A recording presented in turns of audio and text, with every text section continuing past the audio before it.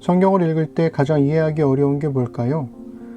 홍해가 갈라지거나 하늘에서 불이 내려와 제단을 불살라버리는 초자연적인 기적 같은 걸까요? 저는 오히려 그런 기적 자체가 아니라 그런 기적을 직접 경험하고도 하나님을 신뢰하지 못하는 사람들이 가장 이해하기 어려웠습니다. 예를 들어 이스라엘 백성들은 눈앞에서 홍해가 갈라져 마른 땅을 건넌 후에 홍해를 따라 걸으면서도 마실 물이 없다고 하나님을 원망했습니다.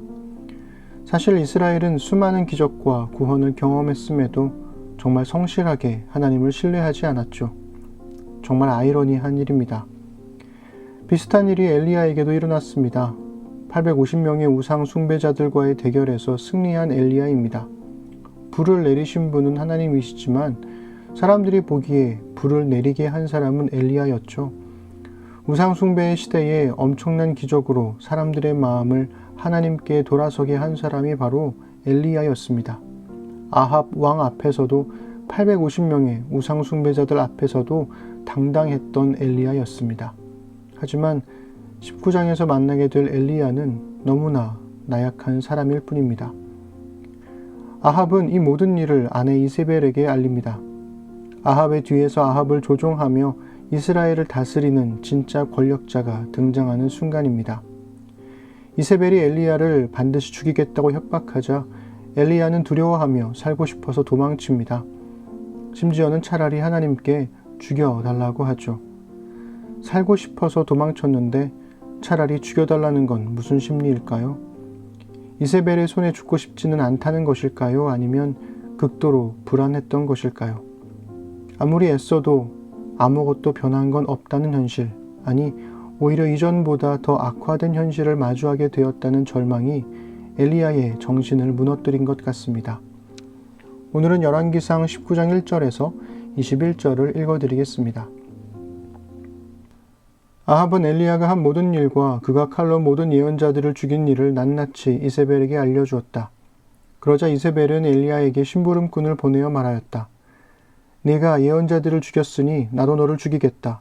내가 내일 이맘때까지 너를 죽이지 못하면 신들에게서 천벌을 달게 받겠다. 아니, 그보다 더한 재앙이라도 그대로 받겠다. 엘리야는 두려워서 급히 일어나 목숨을 살리려고 도망하여 유다의 브엘세바로 갔다. 그곳에 자기 시종을 남겨두고 자신은 홀로 광야로 들어가서 하룻길을 더 걸어 어떤 로뎀나무 아래로 가서 거기에 앉아서 죽기를 간청하며 기도하였다. 주님, 이제는 더 바랄 것이 없습니다. 나의 목숨을 거두어 주십시오. 나는 내 조상보다 조금도 나을 것이 없습니다. 그런 다음에 그는 로뎀나무 아래에 누워서 잠이 들었는데 그때 한 천사가 일어나서 먹으라고 하면서 그를 깨웠다. 엘리야가 깨어보니 그의 머리맡에는 뜨겁게 달군 돌에다가 구워낸 과자와 물 한 병이 놓여 있었다. 그는 먹고 마신 뒤에 다시 잠이 들었다. 주님의 천사가 두 번째 와서 그를 깨우면서 말하였다. 일어나서 먹어라. 갈 길이 아직도 많이 남았다. 엘리야는 일어나서 먹고 마셨다. 그 음식을 먹고 힘을 얻어서 밤낮 40일 동안을 걸어 하나님의 산인 호렙산에 도착하였다. 엘리야는 거기에 있는 동굴에 이르러 거기에서 밤을 지냈다. 그때 주님께서 그에게 말씀하셨다. 엘리야야, 너는 여기에서 무엇을 하고 있느냐? 엘리야가 대답하였다. 나는 이제까지 주 만군의 하나님만 열정적으로 섬겼습니다. 그러나 이스라엘 자손은 주님과 맺은 언약을 버리고 주님의 제단을 헐었으며 주님의 예언자들을 칼로 쳐서 죽였습니다. 이제 나만 홀로 남아있는데 그들은 내 목숨마저도 없애려고 찾고 있습니다. 주님께서 말씀하셨다. 이제 곧 나 주가 지나갈 것이니 너는 나가서 산 위에 주 앞에 서 있어라. 크고 강한 바람이 주님 앞에서 산을 쪼개고 바위를 부수었으나 그 바람 속에 주님께서 계시지 않았다. 그 바람이 지나가고 난 뒤에 지진이 일었지만 그 지진 속에도 주님께서 계시지 않았다. 지진이 지나가고 난 뒤에 불이 났지만 그 불 속에도 주님께서 계시지 않았다. 그 불이 난 뒤에 부드럽고 조용한 소리가 들렸다. 엘리야는 그 소리를 듣고서 외투자락으로 얼굴을 감싸고 나가서 동굴 어귀에 섰다. 바로 그때에 그에게 소리가 들려왔다. 엘리야야, 너는 여기에서 무엇을 하고 있느냐? 엘리야가 대답하였다. 나는 이제까지 주 만군의 하나님만 열정적으로 섬겼습니다.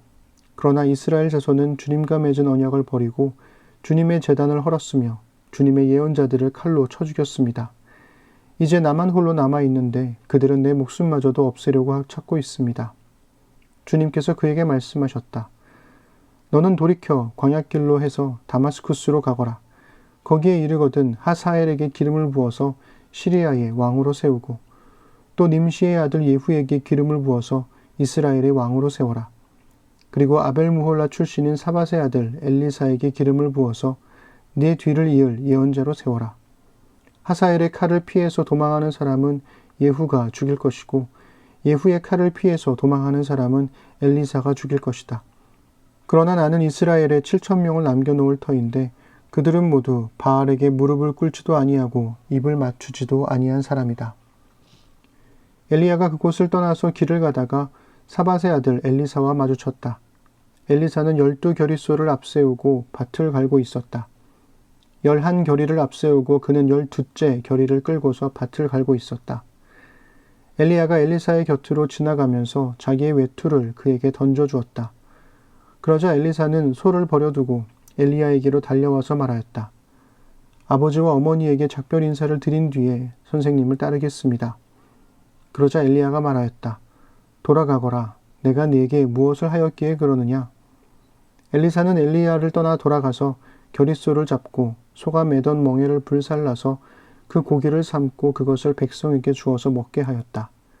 그런 다음에 엘리사는 곧 엘리야를 따라가서 그의 제자가 되었다. 아멘. 최선을 다했는데도 실패를 겪은 사람에게 가장 필요한 건 안식입니다. 하나님은 엘리야를 먹이고 쉬게 하며 호렙산으로 이끄시죠. 호렙산은 하나님과 이스라엘이 언약을 맺었던 신의 산의 다른 이름입니다. 엘리야가 호렙산에 이르자 그제서야 하나님은 엘리야에게 너 여기서 뭐하니? 라고 물으십니다. 엘리야는 하소연을 합니다. 하나님의 말씀을 따라 하라는 대로 다 했는데 이스라엘 백성들의 마음은 다시 되돌아갔고 하나님의 예언자들은 또다시 학살당했으며 이제 남은 건 자신밖에 없다는 거죠.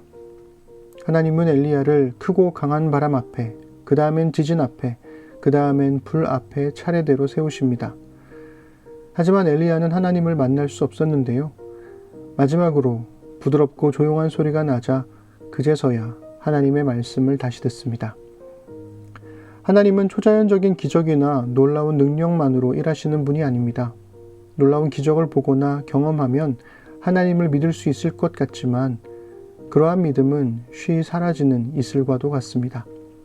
마찬가지로 엘리야가 의지해야 하는 건 크고 강한 하나님의 능력이나 기적이 아니라 그저 부드럽고 조용한 소리 같은 하나님의 말씀입니다. 기적은 사람을 놀라게 하지만 하나님의 말씀은 사람을 변화시킵니다. 그러니 사람을 변화시키는 건 기적이 아니라 하나님의 말씀이죠. 하나님은 엘리야에게 새로운 소명을 주십니다. 아람, 즉 시리아의 하사엘을 새로운 왕으로, 북이스라엘의 예후를 새로운 왕으로 세우고 엘리사를 예언자로 세우는 겁니다. 아합 왕과 북이스라엘은 이 세 사람을 통해 하나님의 심판을 받게 될 것입니다. 또한 하나님은 엘리야에게 새로운 소망도 주시죠. 엘리야가 혼자 싸우는 게 아니라는 겁니다. 하나님은 지친 엘리야에게 새로운 소명과 새로운 소망을 주십니다.